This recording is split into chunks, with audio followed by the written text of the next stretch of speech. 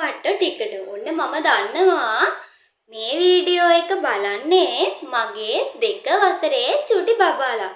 පුතේ ඔයාලට මතකද මම ඔයාලගේ කලින් පාඩමේ රාහුල පොඩි හාමුදුරුවෝ ගැන කතන්දරේ කියලා දුන්නා? ඔව් නේද? හරි. ඔන්න මං අද ඔයාලට ඔයාලගේ අනිත් පාඩම තමයි කරන්න යන්නේ. කීවෙනි පාඩමද? 11 වෙනි පාඩම. මොකද්ද 11 වෙනි පාඩමේ මාතෘකාව? අම්මට තාත්තට වඳිමු. මගේ පුතාලා නම් අම්මටයි තාත්තටයි වඳිනව නේද? මම දන්නවා ඔයාලා වඳිනවා. අපි කොයි වෙලාවටද අම්මටයි තාත්තටයි වඳින්නේ? උදේට අපි දහම් පාසල් එන්න කලින් වඳිනවා නේද? ඔව් අපි දහම් පාසල් එන්න කලින් වඳිනවා. ආය ඉස්කෝලේ යන්න කලින් වඳිනවා. අපි පන්තියෙම යනවා නම් පන්ති යන්න කලිනුත් වඳිනව නේද? ඔව්. ඊට පස්සේ ආයි කොයි වෙලාවටද අපි වඳින්නේ? රෑ නිදා ගන්න කලින් වඳිනව නේද?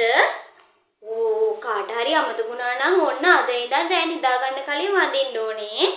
හරි.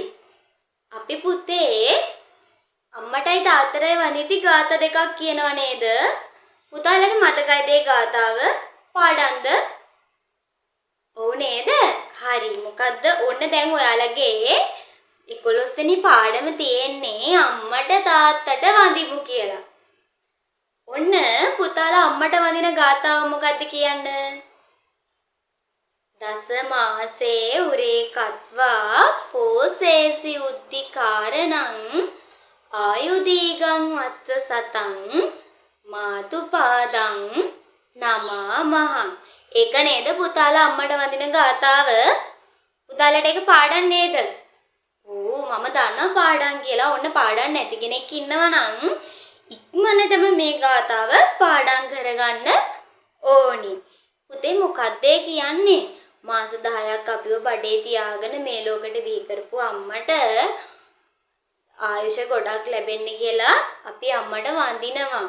තේරුණාද? ඔව්. හරි. දැන් පුතාලා කියන්න මට තාත්තට වඳින ගාථාව මොකද්ද? උද්ධිකාරෝ අලිංගිත්වා තුම්බිත්වා පිය පුත්තකං රාජමජ්ජං සුපටිත්තං පීතුපාදං නමාමහ. අම්මා වගේම තාත්තාත් අපිව හදන්නේ කැපකිරීම ගොඩක් කරලානේ නේද? ඔව් එහෙම හදන අපේ තාත්තටත්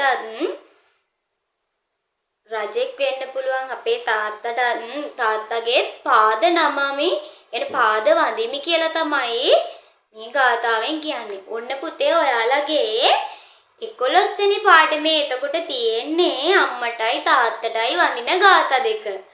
මගේ පුතාලා හැමෝම මේ ගාථා දෙක කටපාඩම් කරගන්න ඕනි. මන් දන්නවා ඔයාලට පාඩම් කියලා. පාඩම් නැති කෙනෙක් ඉන්නවා නම් ඔන්න මේ ගාථා දෙක අදම කටපාඩම් කරගන්න ඕනි. හරිද? මගේ පුතාලා ඒකට කැමති නේද? ඔව්. ඔන්න ඊට පස්සේ අම්මටයි තාත්තටයි වඳින ෆොටෝ එකක් කියන්නේ චිත්‍රකුත් තියෙනවා පුතාලගේ පොතේ. ඔන්න මේ චිත්‍රෙත් අඳින්න ඕනේ ඔයාලා. හරිද? කැමති නේද? ඔව්. හරි. එහෙනම් පුතේ මම ඔයාලගේ අනිත් පාඩම එක්ක එනකන් ඔයාලා හැමෝටම තෙරුවන් සරණයි.